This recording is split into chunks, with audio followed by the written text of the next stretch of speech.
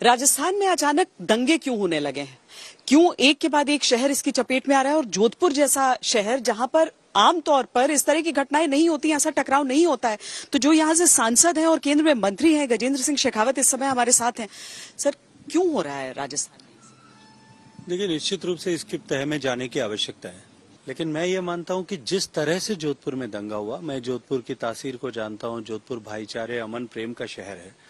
जिस तरह से एक छोटी सी घटना के रिएक्शन में अगले 5 मिनट में हजारों की संख्या में लोग मिलकर के आकर के बलवा करते हैं, एक ही तरह के घड़े हुए पत्थर फेंकते हैं, एक ही रंग के पत्थर फेंकते हैं और एक राय होकर के पुलिस चौकी पर हमला करते हैं, लोगों पर पत्थर बरसाते हैं। निश्चित रूप से कहीं न कहीं इसकी तैयारी बहुत तरीके से पहले की गई थी। पीएफआई पर आरोप लगा रही है, कह रही है इसके तार जुड़े हो सकते हैं बीजेपी का। बिल्कुल 100% पीएफआई के साथ में इसके तार जुड़े हैं।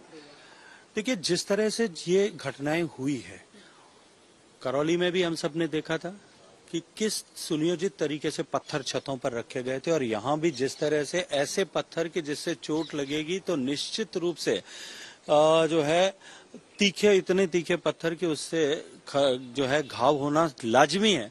ये जो है ये सामान्य विषय नहीं है और इसकी जांच निश्चित रूप से की जानी चाहिए। जिस तरह की कार्रवाई हुई है इसके बाद 133 लोगों को गिरफ्तार किया गया है, लेकिन आप लोग आरोप लगा रहे हैं कि इसमें भी तुष्टीकरण हो रहा है। देखिए, जब कल प्रशासन के साथ में वार्ता हुई थी तब मैंने आगाह किया था कि आप केवल इस जो है कार्रवाई करें, लेकिन कार्रवाई में बैलेंसिंग पना दिखाने के लिए कि हम बराबर की कार्रवाई कर रहे हैं, उसमें कृपया करके निर्दोष लोगों को, निरपराध लोगों को गिरफ्तार न करें। जहां कल आखिरी घटना हुई, लोगों के घरों में घुस करके मारपीट की गई, सिर फोड़ दिए गए, महिलाओं के साथ में अपमान किया गया, मंदिरों पे पत्थर फेंक करके तोड़ने की कोशिश की गई, राह चलते व्यक्ति के पीठ में चाकू मार दिया गया, तेजाब की बोतलें फेंकी गई। वहां जब घटनास्थल पर पहुंचा था तब भी वो बलवाई सारे वहीं खड़े थे। वो अपने धार्मिक उन्माद के साथ में नारे लगा रहे थे और पुलिस उनके साथ में खड़ी थी।